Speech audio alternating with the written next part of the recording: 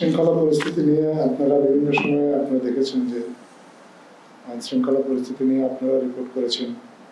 মানুষের মধ্যেও কিছুটা হয়তো উদ্বেগ আছে। তো উদ্ভূত এই পরিস্থিতিতে মাননীয় প্রধান উপদেষ্টা আগামীকালকে সারা দেশের পুলিশ কর্মকর্তা, মাঠ পর্যায়ের যারা পুলিশ কর্মকর্তা আছেন তাদেরকে ডেকেছেন। আগামীকালকে এসপি তাদের সাথে বসবেন, এখানে ওনার দিক নির্দেশনামূলক বক্তব্য দিবেন।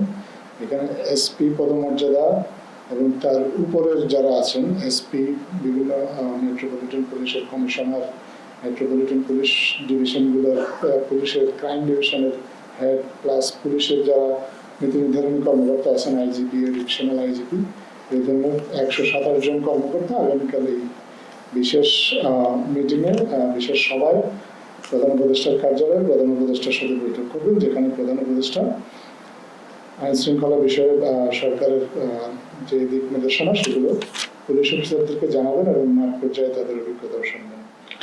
এই সভায় আসলে পুলিশের আইজিপি উনি স্বাগত বক্তব্য রাখবেন। আমি আশা করছি যে উনি ওনার স্বাগত বক্তব্যে 5ই আগস্ট পরবর্তী সময়ে পুলিশকে ফাংশনাল করার জন্য পুলিশের পক্ষ থেকে কি কি উদ্যোগ নেওয়া হয়েছে সেই উদ্যোগগুলা উনি মাননীয় প্রধান উপদেষ্টার কাছে ব্যাখ্যা করবেন। পাশাপাশি পুলিশের মোরালটাকে ফিরিয়ে আনার জন্য যে পুলিশের যে চেষ্টা সেই বিষয়ে উনি প্রধান উপদেষ্টাকে জানাবেন। এবং ক্রাইম নিয়ে পারসেপশন এবং ফ্যাক্টসের মধ্যে যে ব্যবধানটা আছে, অনেক সময় আমরা হয়তো ধরে নিচ্ছি যে ক্রাইম একটু বেশি, কিন্তু আসলে ফ্যাক্টস এবং ফিগার অন্যভাবে কথা বলছে। উনি এই বিষয়টাও ব্যাখ্যা করবেন।